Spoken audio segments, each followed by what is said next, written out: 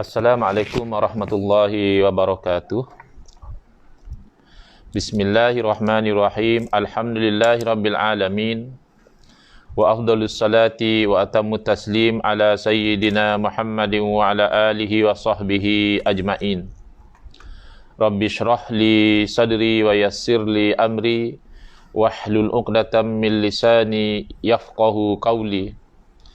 Subhanaka la ilma lana illa ma 'allamtana innaka antal alimul hakim.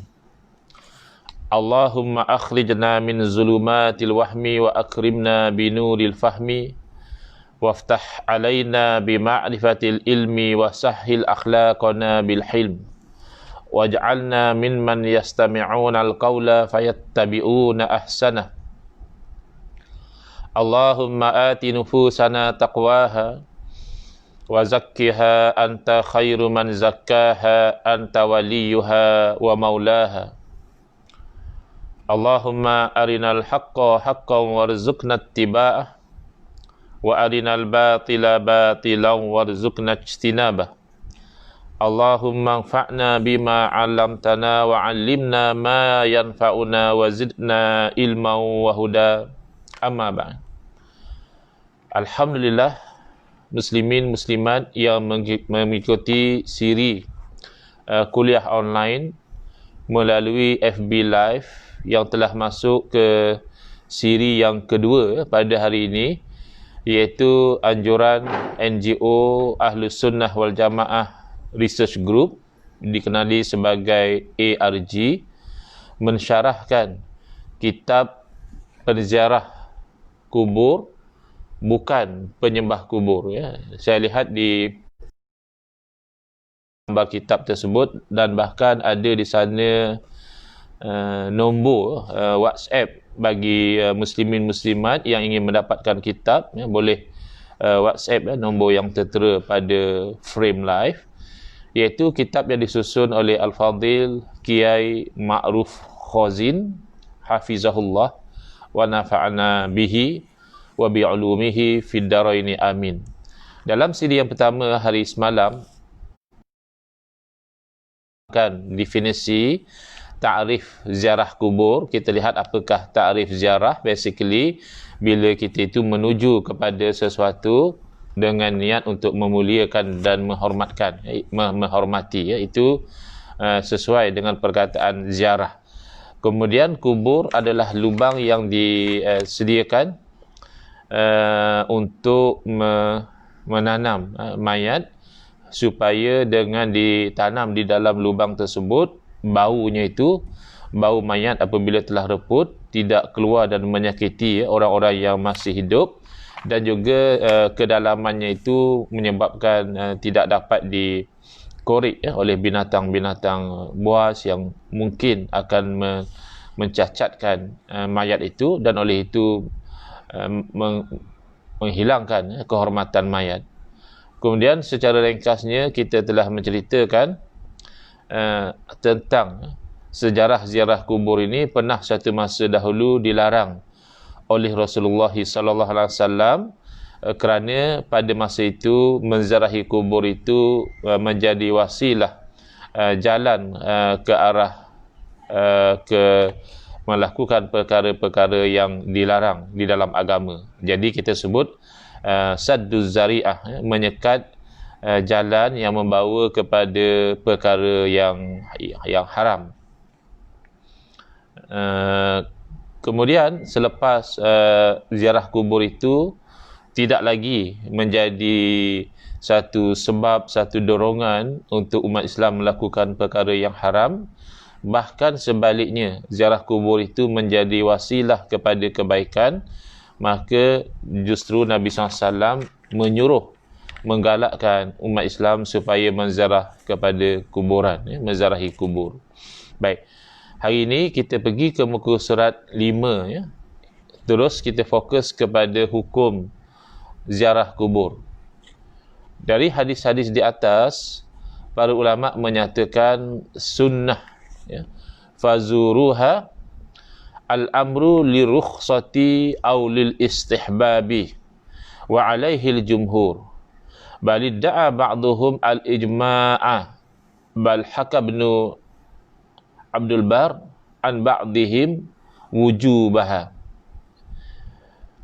Al-Mubarakfuri fi Tuhfatil Ahwazi syarhi Sunanit Tirmizi. Baik. Di dalam syarah kepada Sunan Tirmizi ini, Al-Imam Al-Mubarakfuri menyatakan,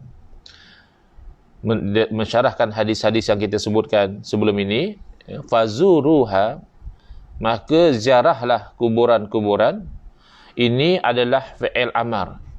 Ini dalam bentuk suruhan ataupun perintah, fi'il amar, perbuatan dalam konteks menyuruh. Jadi menyuruh ini memang asalnya lil wujub. Asal kalau kita belajar usul fiqh, al aslu fil amri al wujub. Maknanya yang asal kita fahami daripada suruhan adalah menunjukkan kepada kewajipan perkara yang disuruh itu.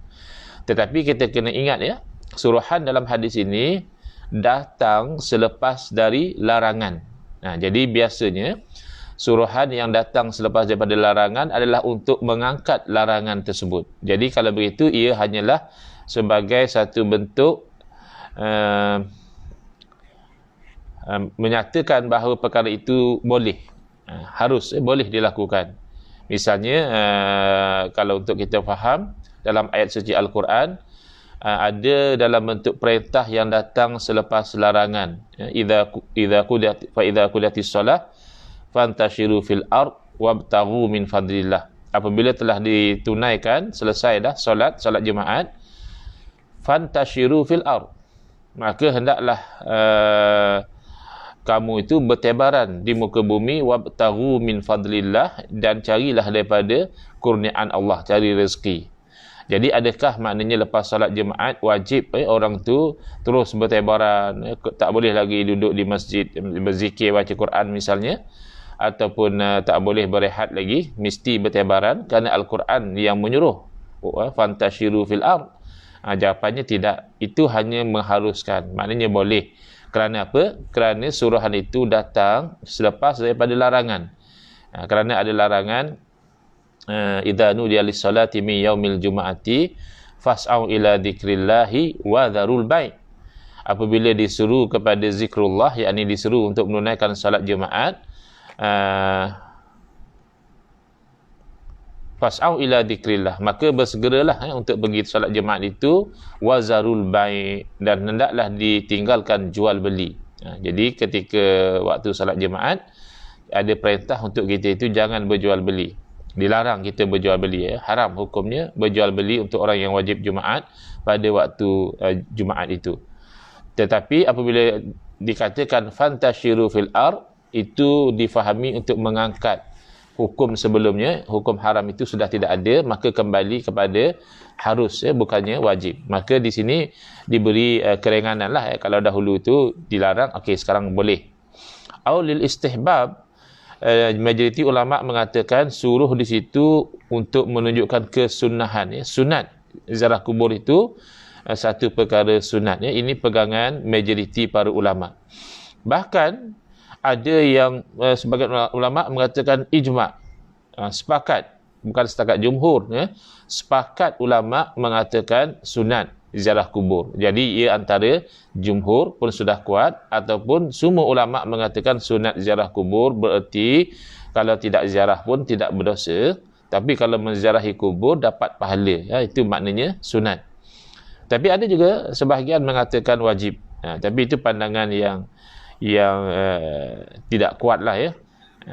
Yang kuatnya tidak sampai wajib, tetapi adalah sunat hukumnya. Jadi sepatutnya kita umat Islam tidak komplain lah orang ziarah kubur ni, orang yang sedang melakukan satu perkara yang sama ada wajib, wajib memang kena buat, ataupun sunat, ataupun harus.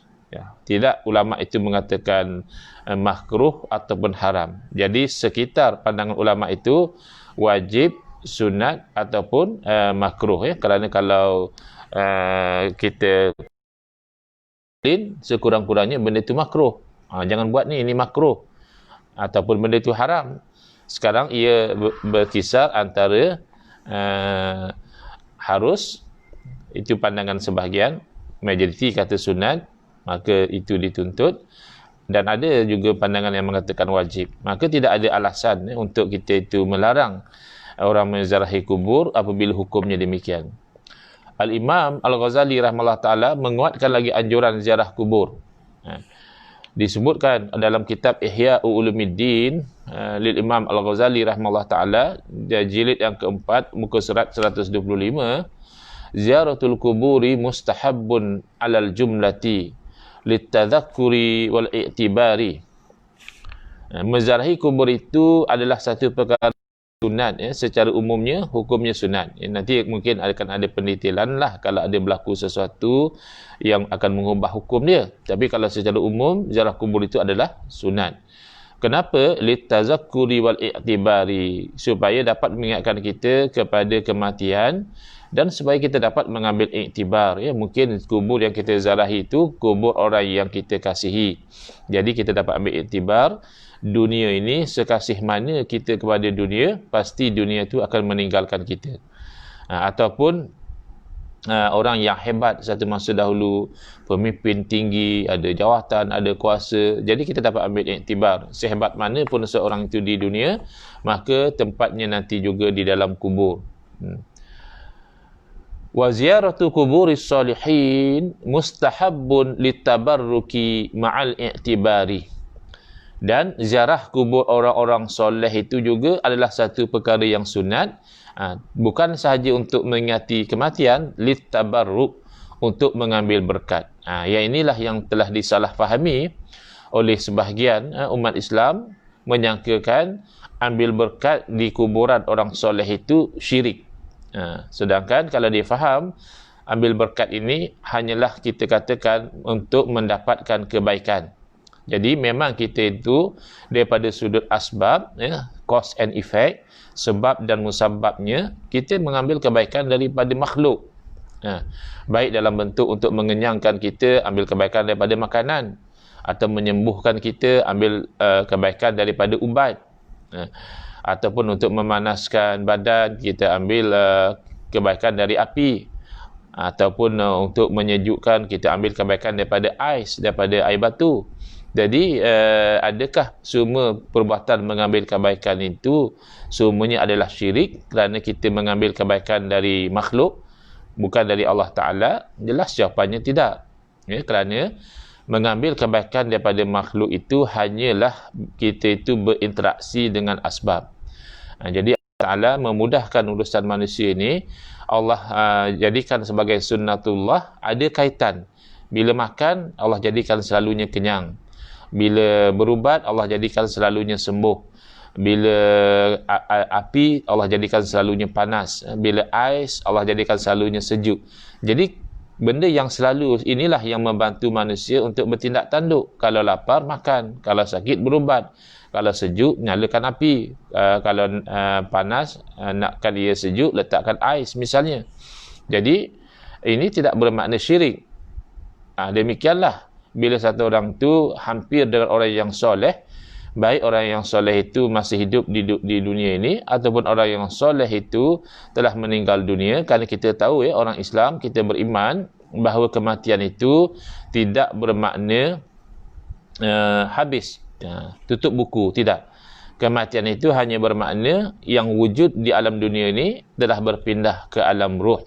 Maka ruh orang yang soleh ini membawa kebaikan daripada sudut asbab.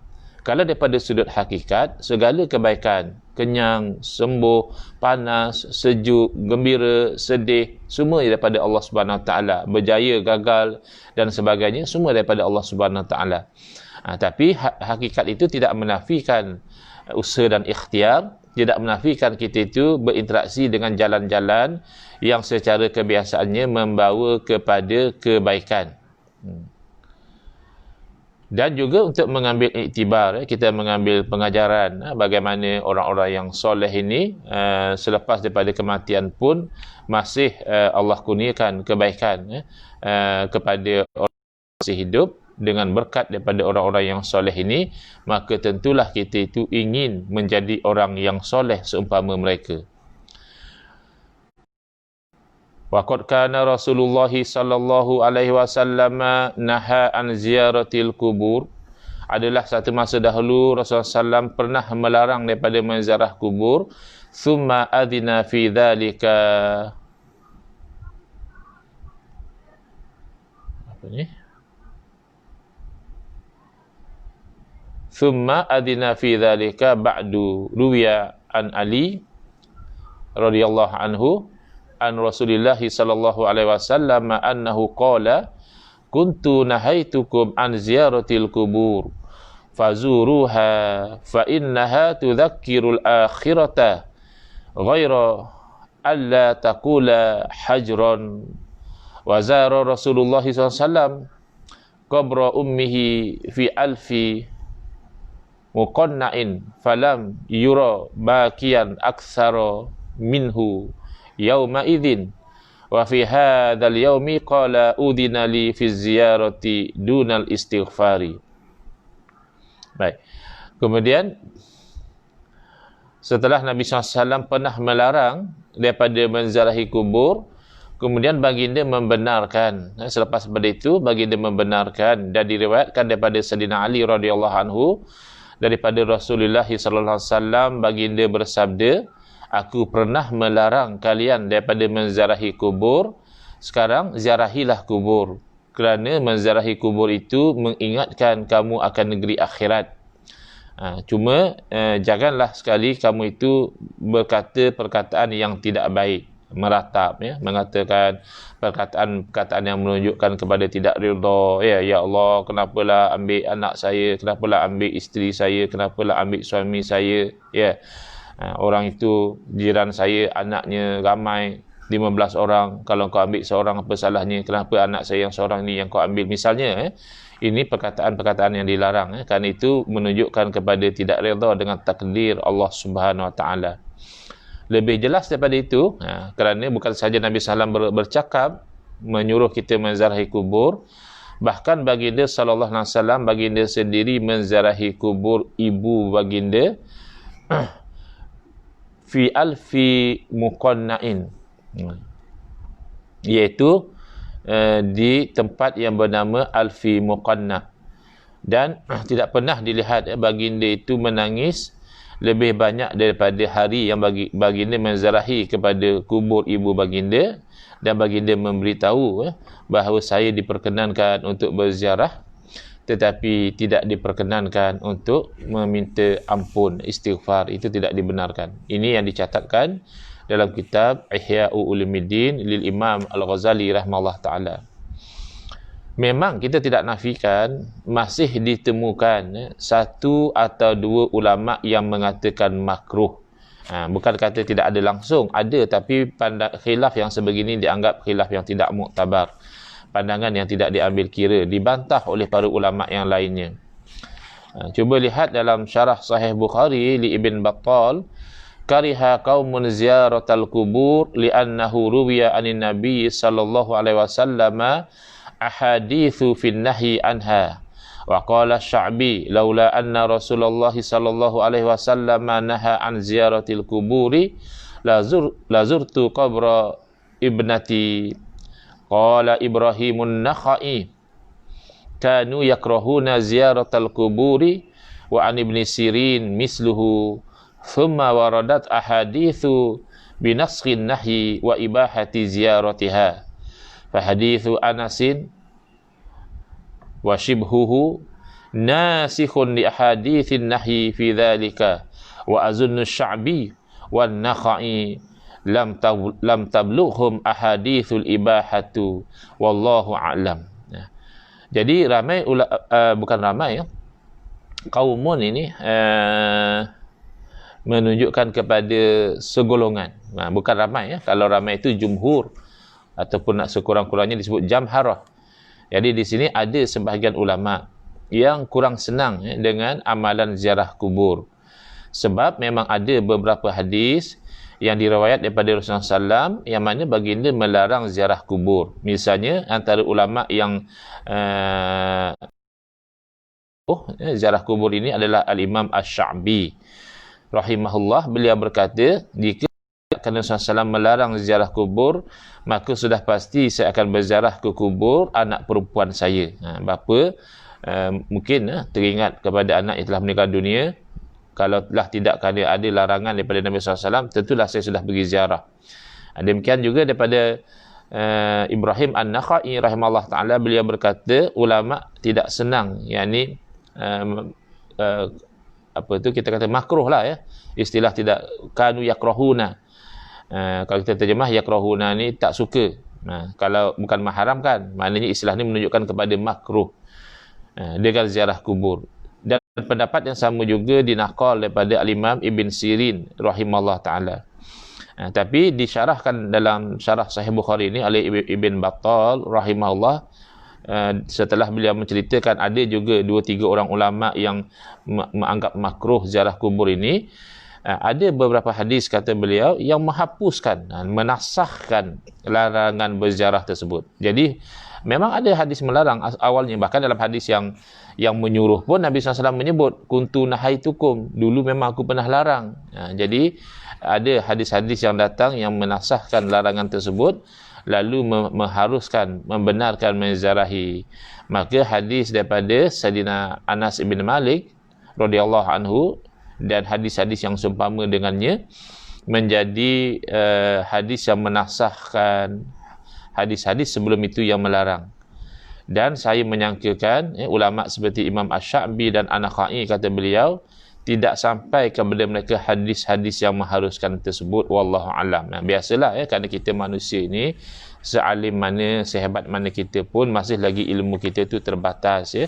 Tak perlu kita merasa sombong dan hebat dengan apa sedikit ilmu yang ada pada kita, kerana yang tidak sampai kepada kita itu masih banyak lagi. Jadi yang penting secara conclusion dari sudut hukum ziarah kubur ini, majoriti ulama mengatakan sunat, sebahagian mengatakan harus, boleh, sebahagian mengatakan wajib. Ada juga 1-2 ulama yang mungkin membenarkan itu tak sampai kepada mereka, yang menganggap ianya adalah makruh. Sekejap ya.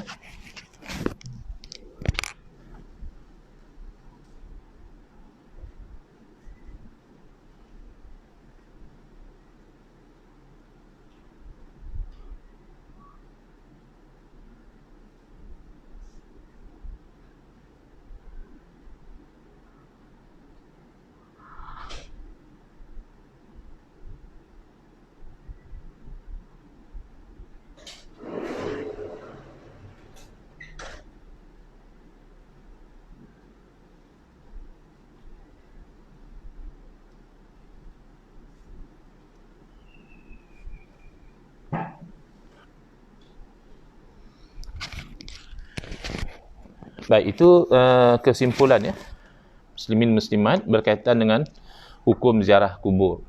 Baik, sekarang ini perjalanan untuk ziarah kubur. Berbeza dengan aliran Wahabi yang melarang kita itu melakukan perjalanan untuk ziarah kubur. Syekh As-Sumhudi berkata, kalau Wahabi dia memandang satu perkara yang tak baguslah ya, kalau kita itu bermusafir untuk ziarah kubur, melakukan satu perjalanan ya. Misalnya kalau di Yaman, saya difahamkan, saya tidak ada pengalaman, tapi saya difahamkan orang-orang di Yaman biasa mereka kadang-kadang, bukan kadang-kadang lah, selalulah jadi rutin mereka bergerak untuk pergi ziarah kubur Nabi Hud alaihi salam dan seumpama dengannya.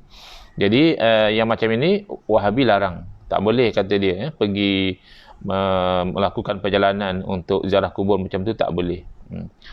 Syekh As-Sumhudi berkata, wa idza thabata anna ziyarata qurbatun fassafaru ilaiha kadzalika. Ini sebenarnya konsep dia mudah saja. Kamu nak melarang ziarah kubur, kenapa? Kena tanya dahulu apa hukum ziarah kubur. Apabila telah sabit bahawa hukum ziarah kubur itu sunat, dapat pahala, maka melakukan sesuatu yang menjadi wasilah kepada yang sunat, hukumnya juga sunat. Saya ambil contoh misalnya, ini alhamdulillah setakat ini yang saya perhatikan di Malaysia tidak berlaku sangat kekeliruan seperti ini, iaitu menziarah kepada makam Nabi SAW. Alhamdulillah di Malaysia saya perhatikan umat Islam rata-rata tidak ada isu. Masing-masing misalnya menganggap bahawa kalau kita itu pergi ke Madinah, pergi ke Masjid Nabawi dengan niat nak ziarah makam Nabi SAW, itu satu perkara yang baik. Kerana umat Islam di Indonesia rata-rata masih lagi berpegang ziarah kubur ini baik, sebagaimana pegangan majoriti para ulama. Dan oleh kerana itu, apatah lagi ziarah kubur makam Nabi SAW, tentu lebih aula lagi. Ziarah kubur orang biasa pun dah bagus, apatah lagi ziarah kubur Sayyidul Anbiya wal Mursalin, penghulu kepada segala Nabi dan Rasul, tentulah itu lebih baik lagi. Maka oleh kerana itu, tak ada masalah, umat Islam tak ada masalah kita itu pergi berziarah kubur ataupun kubur Nabi SAW. Tetapi Wahabi sebenarnya, saya pernah semak fatwa di Arab Saudi, masih berpegang dengan fatwa Al-Imam Ibn Taymiyah. Al-Imam Ibn Taymiyah, beliau walaupun satu orang yang alim, yang tidak dinafikan kealiman beliau itu hatta oleh pengkritik beliau. Maknanya lawan beliau pun tak komplain, bab dia alim, diterima. Tetapi ditolak oleh ulama-ulama sezaman dengan beliau. Kenapa? Al-Imam Ibn Taymiyah alim, kenapa ulama sezaman dengan beliau tidak menerima beliau? Adalah kerana banyak fatwa-fatwa beliau melanggar ijma'. Kerana ijma' ni satu perkara yang dijamin oleh Allah Subhanahu Wa Taala dan oleh Rasul SAW daripada kesesatan. Dalam Al-Quran Allah Taala berfirman, wa man yushaqiqir rasula min ba'di ma tabayyana lahul huda wa yattabi' ghayra sabilil mu'minina nuwallihi ma tawalla wa nuslihi jahannama wa sa'at masira. Dalam ayat ini Allah Taala menjanjikan neraka Jahannam kepada orang yang melakukan dua perkara. Pertama, syiqaqur rasul, degil dengan Rasulullah SAW, tak nak ikut ajaran yang dibawa oleh Nabi SAW, itu dijanjikan dengan neraka Jahannam. Yang kedua, wayattabi' ghayra sabilil mu'minin, dan diikut jalan lain daripada jalan orang mukmin. Kata Imam Syafi'i rahimahullah taala, ijma' itu merupakan jalan orang mukmin, bahkan jalan yang disepakati oleh ulama-ulama orang mukmin. Maka dengan nas Al-Quran, mengikut lain daripada ijma' itu hukumnya adalah haram. Kerana kalau tidak haram, tidak akan dijanjikan dengan neraka Jahannam. Dan Nabi SAW memberitahu, la tajtami'u ummati ala dhalalah, umat aku tidak akan berhimpun, bersepakat di atas kesesatan. Jadi bila umat melalui ulama-ulama mereka telah ijma', maka jelas itu terjamin bukan satu perkara yang sesat. Innallaha la yajma'u ummati ala dhalalah, sesungguhnya Allah tidak akan menghimpunkan umat aku di atas kesesatan. Jadi apabila ijma' dengan nas Al-Quran dan hadis adalah satu perkara yang terjamin tidak sesat, maka mengambil posisi sebaliknya, iaitu melawan ijma', itu mengambil posisi sesat. Maka mengambil posisi sesat itu hukumnya adalah haram. Jadi ada sehari dua ni orang duk tanya kepada saya, minta saya komen istilah, tak tahulah datang daripada mana, ijma' yang fasid. Saya tak pasti siapa yang mula timbulkan isu ini. Cuma ada orang mesej saya atau sebut di ruangan komen, minta Ustaz komen sedikit tentang ijma' fasid, kesepakatan yang fasid. Ijma' tapi fasid. Fasid ni maknanya rosak, tak terpakai, batil. Ada, kalau dalam bab muamalat ada sedikit bezalah antara fasid dan batil. Tapi kalau dari segi bahasa dan juga dalam bidang yang lain seperti ibadah, fasid itu makna rosak lah, batal, tak terpakai. Ijma' tapi tak terpakai. Jadi saya kata, mana ada ijma' yang fasid? Kerana mengatakan ijma' tu terbatal atau ijma' tu fasid, itu melanggar Quran dan hadis. Kerana Quran dan hadis yang menjamin ijma' itu daripada kesesatan. Tiba-tiba kita kata ijma' tu fasid. Tak tahulah orang ni belajar kitab mana, berguru dengan siapa sehingga mengeluarkan istilah ijma' fasid. Yang kita tahu, yang setakat saya mengaji lah, bila saya belajar usul fiqh, kalau qiyas, qiyas ada yang fasid, yang terbatal. Qiyas kan, kalau kita terjemah dalam bahasa Inggeris, analogy. Analogy di sini maksudnya secara khusus kita memakai hukum satu perkara yang ada dalilnya kepada satu perkara yang lain, yang mana perkara lain itu tak ada dalil. Kenapa kita pakai? Kerana ada persamaan pada illatul hukmi, ada persamaan pada asas hukum. Contoh mudahnya, hukum haram yang ada pada meminum arak. Jadi meminum arak itu hukumnya haram, dan haramnya minum arak ni ada dalil dalam Quran dan hadis. Jelas ini memang maklum minad din bid darurah. Satu perkara yang diketahui dalam agama, tak dapat tidak orang tahu minum arak tu haram. Ada dalil? Ada banyak dalam Quran ada, dalam hadis ada. Tapi kalau kita bertanya tentang hukum minum air ketum saya difahamkan ada yang memabukkan, ada yang tidak memabukkan. Kita ambil yang memabukkan ni lah, minum air ketum yang dah diperam, yang dah dicampur dengan ubat nyamuk, dicampur dengan ubat batuk, dicampur dengan Panadol, macam-macam lah dicampur dan diperam. Yang mana kalau minum air ketum yang macam ini, dia boleh menyebabkan akal itu sudah tidak stabil lagi, memabukkan lah istilahnya. Maka difatwakan bahawa minum air ketum yang sedemikian itu adalah haram. Mana dalil? Kalau kita tanya mana dalil, dalam Quran tak ada cerita pun tentang air ketum, apatah lagi nak cerita hukum dia.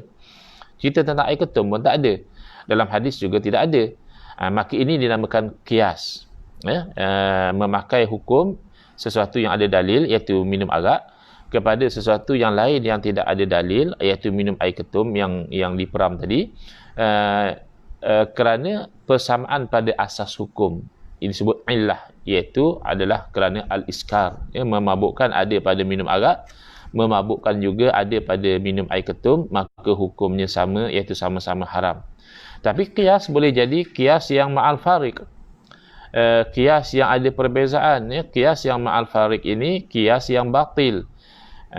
Misalnya, sebahagian daripada para ulama ataupun majlis fatwa negeri yang masih tidak mewajibkan zakat pendapatan. Saya tahu ada setengah negeri mewajibkan zakat pendapatan. Bila kita dapat gaji kita tu ada satu amount yang dibayar untuk zakat.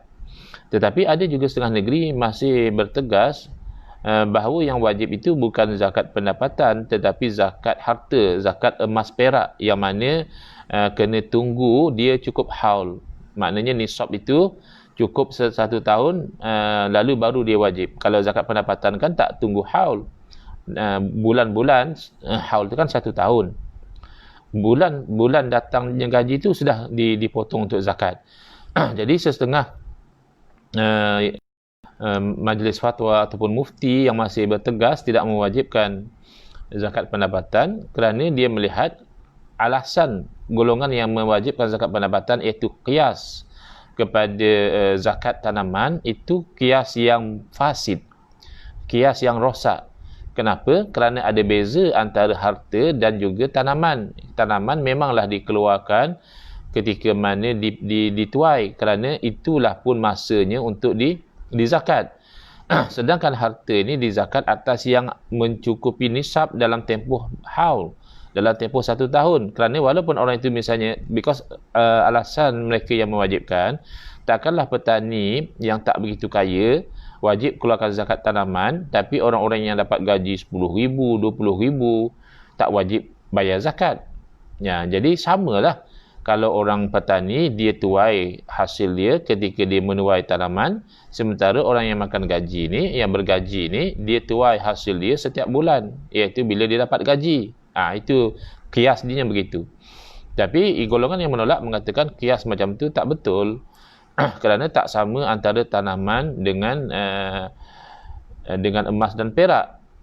Emas dan perak, walaupun orang itu katakan gaji 20,000, boleh jadi komitmen dia pun tinggi. Komitmen dia, kereta dia, rumah dia, tanggungan dia menyebabkan dia sebenarnya tidak memenuhi nisab. Apabila kita tengok pada tempoh haul tersebut, dia tidak mencukupi syarat sebagai orang yang wajib bayar zakat. Maka kena tunggu haul dahulu, tengok berlalu 1 tahun. Kalau dia memang layak, maka dia itu wajib bayar zakat atas nama zakat harta ataupun zakat emas dan perak, dikiaskan. Tapi kalau dikiaskan kepada tanaman, tak betul. Lebih-lebih lagi kalau kita lihat, berlaku macam 2 standard. Bila nak mewajibkan zakat pendapatan, dikias kepada tanaman, sedangkan tanaman itu jumlahnya 10% dikeluarkan. Tapi bila kita sudah kias kepada zakat tanaman untuk mewajibkan zakat pendapatan, yang dikeluarkan 2.5. Dah pergi pada zakat emas dan perak pula. Padahal kalau emas dan perak kena tunggu cukup haul. Jadi ini antara contoh, ya.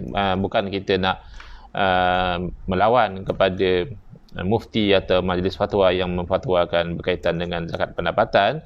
Cuma nak bagi contoh apa yang dikatakan kias yang fasid, ya.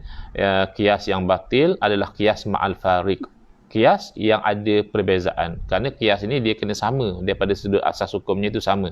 Kalau asas hukumnya tak sama, macam mana nak kias? Batil lah kias itu. Banyak berlaku, saya perhatikan di zaman kita ini, orang yang melakukan kias yang memang jelas fasid dan batil. Misalnya, saya terbaca satu print screen perbualan WhatsApp. Orang ini dia berpegang Allah wujud bertempat, iaitu tempat Allah tu di Arash. Maka apabila kita terangkan ataupun orang lain terangkan kepada dia bahawa akidah demikian tidak betul, yang betul adalah Allah wujud tidak bertempat, kerana tempat baik bumi, baik langit, baik Arash, kesemuanya adalah makhluk Allah. Maka laisa kamithlihi syai', tidak ada seumpama dengan Allah tu satu apa pun. Perbezaan yang paling besar, Allah adalah khaliq, Allah adalah pencipta, sementara yang lain daripada Allah adalah makhluk diciptakan. Bila makhluk, maknanya yang lain daripada Allah, yang lain daripada Allah itu wujud mereka ada permulaan, wujud mereka pernah didahului oleh tiada. Sedangkan Allah Ta'ala sebagai khaliq, sebagai sang pencipta, jelas Allah Ta'ala wujud tanpa ada permulaan. Kerana setiap yang wujud dengan ada permulaan perlu kepada yang mewujudkan dia. Setiap sesuatu yang diwujudkan oleh yang lain itu bukan Tuhan. Allah Ta'ala khaliq, Allah Ta'ala sang pencipta. Maka Allah Ta'ala wujud sebelum ada bumi, sebelum ada langit, sebelum ada arash. Maka akidah yang sebenar adalah Allah wujud tanpa bertempat. Bukannya Allah cipta arash lalu Allah bertempat. Sebelum Allah cipta arash, Allah tidak bertempat. Ini adalah satu bentuk akidah yang batil, ya, yang terhasil daripada salah memahami ayat suci Al-Quran. Itu mungkin akan datang, kita akan terangkan dalam siri akidah Ahlussunnah wal Jamaah yang kita lakukan pada setiap malam sekitar jam 10 malam. Itu domainnya di sana. Cuma nak ceritanya tentang kias ma'al fariq ini, maka orang yang berkenaan komen, oh dia kata miskin betul Tuhan Ahlussunnah wal Jamaah. Semiskin-miskin orang miskin pun masih ada rumah PPRT, ya, rumah yang untuk orang miskin lah. Tapi Tuhan Ahlussunnah wal Jamaah sampai tak ada tempat. Nah, ini jelas satu bentuk cubaan untuk kias, tapi ini jelas daripada awal lagi kias ini batil. Kerana kias mesti antara dua yang sama. Sedangkan Tuhan dan makhluk tidak sama langsung. Sebab itulah orang belajar sifat 20 dengan pengajian yang betul, dia mantap akidah dia. Mukhalafatuhu ta'ala lil hawadis. Terjemah bahasa lama, bersalah-salahan Allah Ta'ala dengan setiap yang baru. Mana Allah tidak sama seperti makhluk dan makhluk tidak sama seperti Allah. Jadi kamu nak kias benda yang tak sama, daripada awal sudah batal. Kalau makhluk, dia memang perlu kepada tempat. Itu tanda dia miskin sebenarnya. Miskin dalam konteks ini adalah dia berhajat, fakir. Maka makhluk perlu kepada tempat. Kalau tak di rumah PPRT pun, dia pasti ada tempat. Di bawah jambatan kah, di kaki lima kedai kah, itu tempat dia. Maka Allah Ta'ala kaya. Kaya bukan erti kata Allah Ta'ala ada banyak harta, Allah Ta'ala ada banyak duit, bukan. Kaya bila kita nisbah kepada Allah Ta'ala, bermakna Allah Ta'ala tak perlu kepada satu apa pun. Itu makna kaya di situ. Allah Ta'ala tidak perlu kepada makhluk, tidak perlu kepada perbuatan kita, tidak perlu kepada kita memberi rezeki kepada Allah, tidak perlu bahkan kepada tempat. Jadi orang ini gagal faham. Dia ingat oleh kerana makhluk ni perlu kepada tempat, maka kalau Allah tak ada tempat, Allah pun miskin. Yang miskin tu dia, ya, otak ada tapi tidak boleh gunakan secara betul, ya. Tapi orang macam tu pun dapat sambutan sekarang ini, digelar Maulana dan sebagainya. Padahal otak dia sudah tidak berfikir cara dengan betul, nak kiaskan Allah Ta'ala dengan makhluk. Tak betul. Baik. Jadi cuba lihat. Wa idza thabata anna ziyarata, kembali pada masalah kias tadi. Masalah ijma', ya. Sebenarnya kita cerita tentang kias ini nak mengatakan kias boleh jadi fasid. boleh jadi rosak, tetapi ijma' mustahil rosak. Yang rosak orang yang lawan ijma'. Kerana ijma' itu Allah dan Rasul dia mewajibkan kita supaya ikut ijma'. Bila sudah ijma', mana boleh rosak. Yang rosak tu kamu kerana langgar ijma'. Jadi yang berlaku kepada Al-Imam Ibn Taymiyah bukan kerana beliau tidak alim, tetapi sebagaimana disebut oleh Al-Hafiz Waliyuddin Al-Iraqi di dalam kitab Al-Ajwibah Al-Ajwibah Al-Mardiyah Al-As'ilatil Makkiyah. Jawapan-jawapan yang diredai berkaitan dengan soalan-soalan Makkah. Jadi beliau menyebutkan bahawa aqluhu ilmuhu akbaru min aqlihi. Ilmu Ibn Taymiyah ni lebih besar daripada akal. Maksudnya Ibn Taymiyah ni orang yang alim, ilmunya banyak, tapi ada beliau tu akal beliau tidak boleh cernakan dengan baik. Contohnya isu ziarah kubur Nabi SAW. Al-Imam Ibn Taymiyah melanggar kesepakatan para ulama, ijma' para ulama yang melihat bahawa menziarahi kubur Nabi SAW itu hukumnya sunat. Oleh itu, bermusafir untuk menziarahi makam Nabi SAW adalah bermusafir untuk melakukan perkara yang sunat. Maka musafir itu hukumnya sunat. Lalu saya terbaca, saya pernah tonton seorang ustaz yang menciptakan istilah ijma' yang fasid. Bolehlah PM saya siapa ustaz tersebut. So kurang-kurangnya saya tahu ya. Kerana saya ditanya tentang istilahnya, tak diberitahu siapa yang mencipta istilah tersebut. Ini bid'ah sayyi'ah ya. Mencipta istilah ijma' fasid ini satu perkara baharu yang buruk kerana bercanggah dengan Quran dan hadis. Baik, jadi kembali Al-Imam Ibn Taymiyah memfatwakan haram itu kerana salah faham tentang hadis Nabi SAW. La tushaddur rihal illa ila thalath masajid. Tidak diikat tunggangan ya. Istilah syaddur rihal ini kinayah, majaz kepada musafir. Sebab kita bila nak musafir, kalau zaman dahulu diikat tunggangan itu. Kalau zaman kita ni kita packing lah barang-barang dalam kereta dan sebagainya, tak musafir kecuali ketiga masjid. Masjidil Haram, Masjidil Haza wa Masjidil Aqsa. Jadi tiga masjid yang kita itu bermusafir adalah Masjidil Haram, Masjid Nabawi dan juga Masjidil Aqsa. Tiga masjid ini kita musafir. Maka difahami oleh Al-Imam Ibn Taymiyah menziarahi makam Nabi SAW itu dengan jalan kita bermusafir ke sana haram. Kerana ia tidak termasuk dalam tiga masjid. Yang boleh kita musafir itu hanya Masjidil Haram, Masjid Nabawi dan juga Masjidil Aqsa. Makam Nabi tidak termasuk salah satu daripada tiga masjid ini, maka hukumnya haram. Ini kan jelas keliru. Kerana apa? Kerana illa ini adatul istisna, ayat untuk menkecualikan. Maka adatul istisna ini dia akan ada al-mustasna minhu, mengecualikan dari apa? Dan misalnya semua orang mesti bayar hutang misalnya, kecuali orang yang diberikan moratorium oleh pihak yang berkenaan. Jadi tak payah-bayarlah, tak payah-bayar sebab diberi moratorium. Dikecualikan dari apa? Dikecualikan dari bayar hutang. Asalnya semua orang kena bayar hutang pada masa yang dijanjikan, tapi tak perlu bayar. Kenapa? Kalau dikecualikan dari bayar hutang. Maka ziarah musafir ini dikecualikan daripada apa? Tiga masjid ini dikecualikan daripada apa? Adakah minal amakin, maknanya tidak diikat tunggangan, tidak musafir ke tempat-tempat kecuali tiga masjid, ataupun dikecualikan daripada masjid. La tushaddu rihal illa masajid illa salas masajid. Tidak musafir ke masjid-masjid kecuali tiga masjid. Jadi kalau ikut fatwa Ibn Taymiyah, seolah-olah al-mustasna minhu, yang dikecualikan daripadanya adalah amakin. Maknanya oleh kerana makam Nabi SAW bukan salah satu daripada tiga masjid, tak bolehlah ziarah makam Nabi SAW. Jadi kalau begitu, tidak ada satu orang akan berfatwa demikian. Kerana kalau tidak boleh musafir ke tempat-tempat kecuali tiga masjid, bermakna bermusafir untuk menuntut ilmu juga haram. Bermusafir untuk berniaga, bermusafir untuk ziarah sanak saudara juga haram. Bermusafir untuk bernikah kahwin juga haram. Yang boleh musafir hanya tiga masjid. Lam yakul bihazal kalam mu'minun ataupun aqil. Satu orang yang berakal atau seorang mukmin pun tidak akan berfatwa demikian. Kerana jelas boleh kita musafir ke sana kemari lain daripada tiga masjid ini.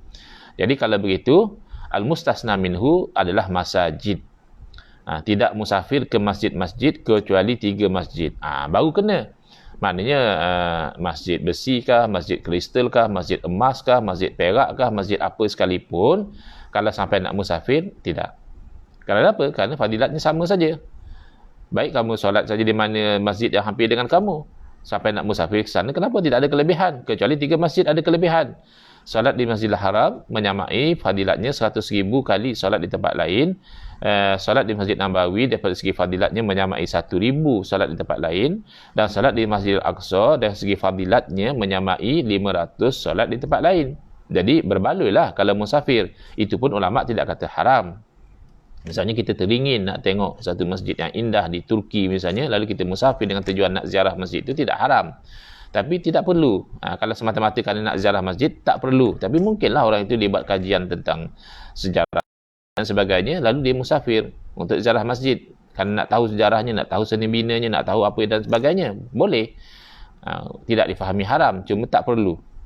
Jadi, itu contoh kita katakan pelanggaran ijma' yang berlaku oleh Imam Ibn Taymiyah salah satunya, dan ada banyak lagi kata Al-Hafiz Waliuddin Al-Iraqi rahimahullah ta'ala, dikatakan sehingga 60 ijma' dilanggar oleh Imam Ibn Taymiyah, sebahagiannya dalam perkara akidah dan sebahagian yang lain dalam perkara fiqh, perkara hukum hakam. Dan oleh itu, oleh kerana beliau dijadikan idola oleh golongan Wahabi, maka golongan Wahabi juga melanggar ijma', melarang orang musafir untuk ziarah kepada kuburan. Sedangkan kaedahnya mudah. Wa idza thabata anna ziyarata qurbatun, bila telah sabit, telah pasti daripada hadis-hadis tadi bahawa ziarah kubur itu kurbah, satu bentuk ibadah yang sunat, fasafaru ilaiha kadzalika, maka bermusafir untuk melakukan perkara yang sunatlah. Wa qad thabata khurujuhu sallallahu alaihi wasallam minal Madinah. Sedangkan Nabi SAW sendiri sanggup keluar daripada Madinah untuk menziarahi orang-orang yang mati syahid peperangan Uhud. Wa qad atbaqa as-salafu wal khalafu wa ajma'u alaihi, dan berlapis-lapislah amalan daripada ulama-ulama salaf dan khalaf bersepakat menziarahi kepada kuburan. Boleh bermusafir untuk menziarahi kubur. Hanya Wahabi saja yang melanggar ijma'. Ini bukan namanya ijma' fasid. Ini namanya fatwa yang fasid kerana melanggar ijma'. Baik. Kesimpulan. Kesimpulan ini bahawa bermusafir atau melakukan perjalanan untuk ziarah kubur itu sunat, ini didasarkan kepada dalil hadis dan perbuatan para sahabat. Kerana Nabi SAW sendiri berjalan semata-mata untuk pergi ziarah kubur. Sahabat juga bergerak jauh semata-mata untuk pergi ziarah kubur. Maka adakah Wahabi lebih faham hukum daripada Nabi SAW? Adakah Wahabi lebih faham hukum daripada para sahabat sehingga melarang orang untuk bermusafir untuk bergerak ziarah kubur?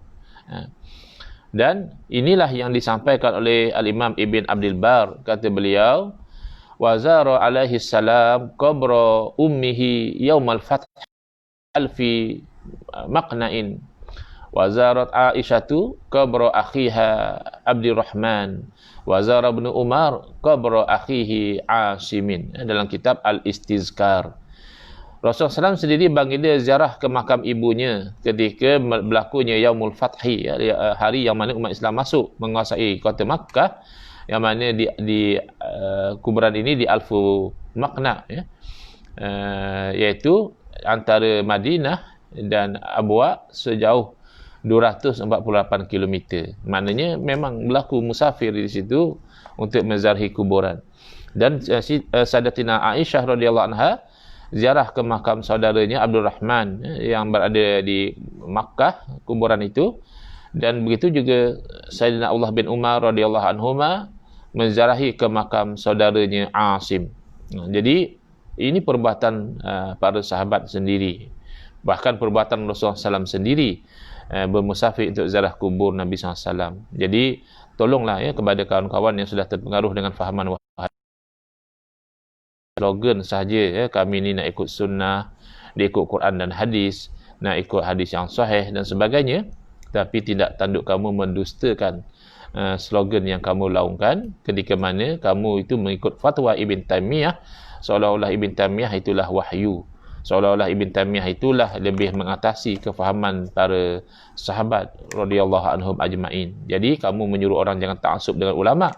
Kita mengikut kepada ulama mazhab bukan kerana ta'assub, kerana kita mengaji mazhab mereka dan mazhab mereka itu bersambung sanadnya sampai kepada Rasulullah SAW. Sedangkan kamu dalam perkara-perkara yang Ibn Taymiyah melanggar ijma', sanad kamu terputus, tidak sampai kepada Rasulullah SAW.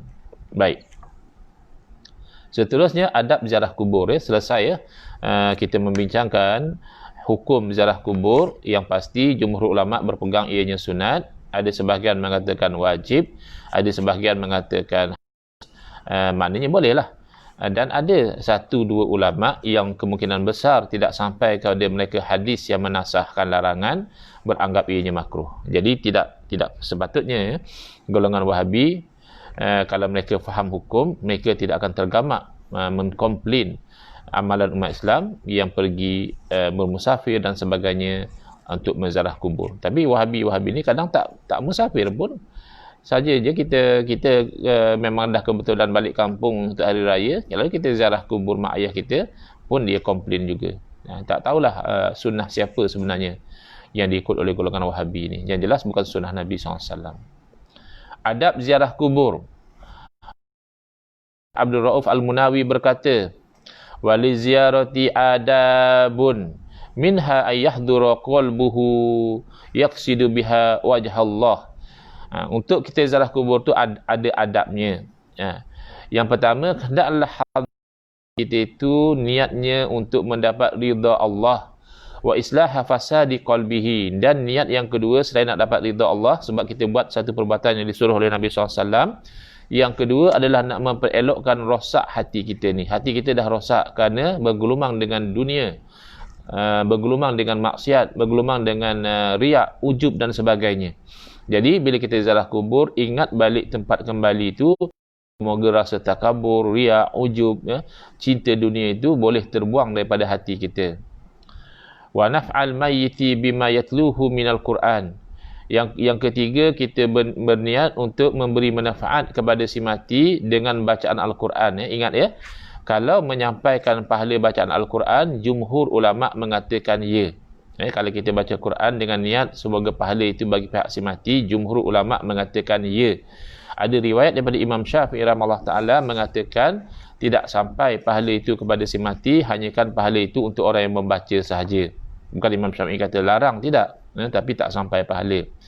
Itu pun berbeza dengan kalau kita membaca Al-Quran itu di sisi mayat atau di sisi kubur. Imam Syafi'i sendiri mengatakan itu memberi manfaat kepada orang yang mati, kerana Al-Quran ini mendengarnya sahaja memberi manfaat. Bukan sahaja membaca dapat pahala, orang lain baca kita dengar.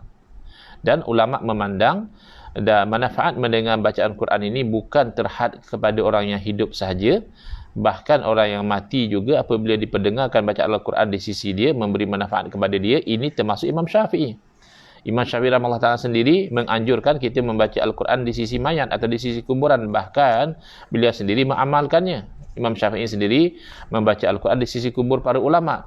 Jadi orang-orang Wahabi mengatakan, cuba bagi contoh, kamu kata Imam Syafi'i menerima bid'ah hasanah, bagi contoh satu bid'ah hasanah yang Imam Syafi'i buat. Itulah antaranya.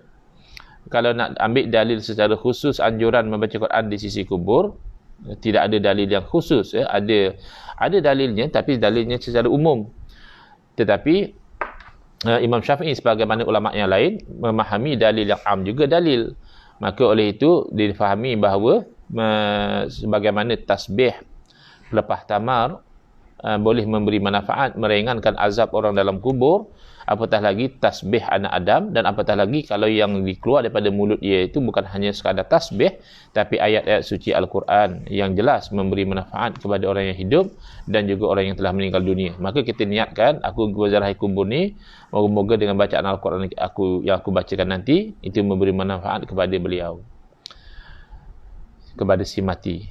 Wala yamshiya ala qabrin wala yaquda alaihi, dan janganlah kita itu berjalan melangkahi kuburan.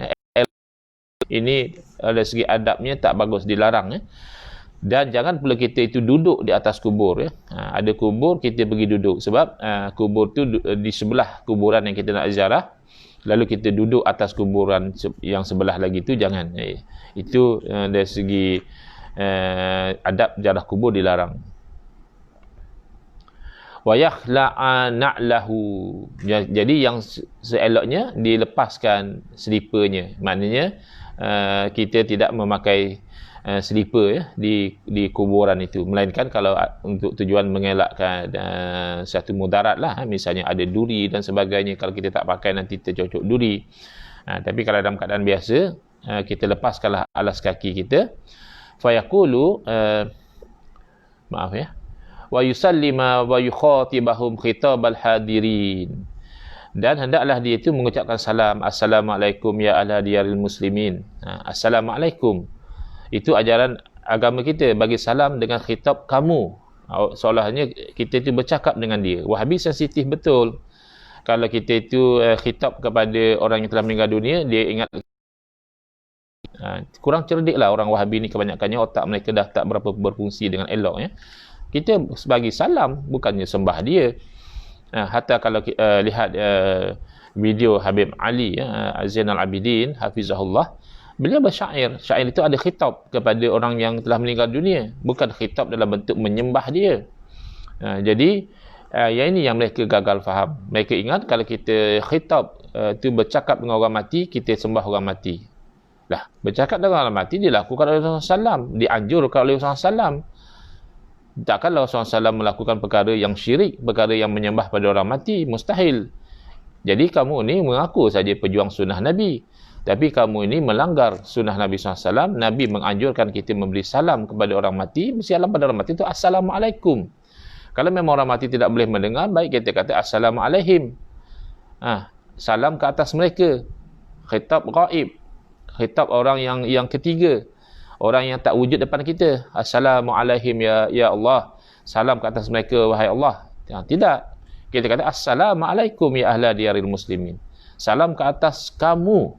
Jadi khitab hadirin, orang yang seolah-olah hadir di depannya, kerana mereka hadir dari segi roh mereka, mereka dengar salam kita. Fayaqulu assalamualaikum dara qaumil mu'minin ila akhiril hadis. Ila akhiris salam. Jadi hendaklah dia berkata kepada orang yang dia zahir itu, salam ke atas kamu negeri orang-orang yang beriman ya, negeri kaum orang-orang yang beriman. Jadi ini ya adab yang dianjurkan. Tapi jahat ya cara berfikir orang Wahabi ni. Kalau kita buat adab-adab ini di kuburan, kita khitab kepada orang yang meninggal dunia itu dengan khitab orang yang hadir, lalu kita ini dituduh sebagai pemuja kubur, atau lebih parah lagi sebagai penyembah kubur. Terakhir manfaat ziarah kubur, ini muka surat 10. Ziaratul kubur mustahabbatun. Ziarah kubur ini hukumnya adalah sunat. Wa hiya tudzakkirul akhirata. Manfaatnya apa? Ia mengingatkan kita kepada negeri akhirat. Wa tufrihul mauta, dan ia menggembirakan orang yang telah meninggal dunia. Jangan kita sangkakan hanya orang yang hidup saja bergembira diziarahi. Orang yang di alam arwah juga bila dia ziarahi oleh sanak saudara, oleh anak cucu, mendoakan kebaikan, dia bergembira di alam ruh. Bima yahsulu lahum minal ahya'i min qiraatin wa istighfarin wa du'ain wa sadaqatin wa nahwi dzalika. Kerana apa orang-orang yang di alam arwah itu bergembira? Kerana dapat bacaan Al-Quran, dengar orang baca Quran di sisi kubur, istighfar, orang yang hidup tu memohon ampun buat dosa mereka, dan kalau diperkenankan doa kan alhamdulillah, dan doa dan sedekah bagi pihak mereka. Jadi sedekah bagi pihak orang mati ni ijma' ulama itu memberi manfaat sampai kepada orang mati. Jadi faziaratul kubur wa nahwa dzalika, faziaratul kubur fiha naf'un lil ahya'i wal amwat. Maka oleh itu ziarah kubur ini ada mempunyai manfaat kepada orang yang hidup, orang yang pergi berziarah, wal amwat, dan kepada orang yang telah meninggal dunia. Ini dalam kitab Tasliyatu Ahlil Masaib li Muhammad Al-Mumbiji Al-Hambali ya, ulama dalam mazhab Hambali menceritakan. Wahabi ini mengaku je Hambali, tapi apa hukum hakam hanya ikut pada Ibn Taymiyah seorang saja atau Ibn Qayyim Al-Jauziyah, tidak ikut kepada ulama-ulama Hambali yang lain. Jadi hati-hati ya dengan dakwaan palsu ini. Setakat yang kita sudah syarahkan sehingga muka surat 10 ini, hukum ziarah kubur di sisi majoriti ulama adalah sunat, ataupun ada yang mengatakan wajib. Tidak kuat sangat pandangan ini.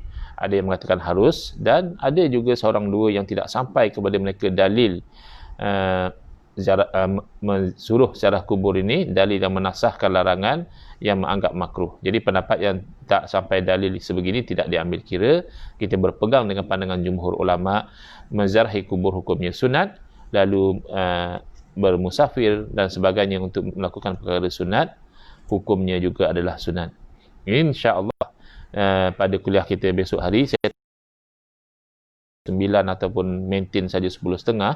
Mungkin boleh bagi feedback ya, masa yang saudara-saudari lebih prefer. Sebab saya perasan pukul 9 ni kadang pagi-pagi ni kita sakit perut lah, kita nak ke tandas lah. 10.30 ni macam agak lega sikit lah, kita dah tenang, dah settle banyak urusan. Ataupun mungkin pukul 10 ke 10 hingga 11. Mohonlah ya saudara-saudari yang mengikuti kuliah pagi kita ini bagi cadangan waktu yang preferred ya. Sama ada maintain pukul 9. Kalau untuk saya masuk hari kedua ni rasa macam agak kelam kabut, tu saya kata reschedule ke 10.30, ataupun nak lewatkan sedikit ke pukul 10, 10.11 atau 10 pun. Bulan-bulan puasa ni masih agak awal lagi misalnya, kerana ada yang tidur lambat beribadah, makanya lepas solat subuh qada balik. So kalau 10.30 tu better misalnya. Tolong bagi feedback ya dalam ruangan komen. Nanti saya akan lihatlah mana feedback yang ramai, majoriti, termasuk preference saya sendiri. Nanti kita adjust balik dari segi timing ya, insyaAllah. Hadza wabillahi taufiq wal hidayah. Wassalamualaikum warahmatullahi wabarakatuh. Bismillahirrahmanirrahim. Alhamdulillahirabbil alamin, wassalatu wassalamu ala asyrafil anbiya'i wal mursalin wa ala alihi wa sahbihi ajmain. Allahumma syrah sudurana wa ahsin akhlaqana wa azim ujurana wa nawwir qulubana bi nuri hidayatika kama natarada bi nuri syamsika abadan abada bi rahmatika ya arhamar rahimin. Walhamdulillahirabbil alamin. Amin ya rabbal alamin. Wal afu minkum.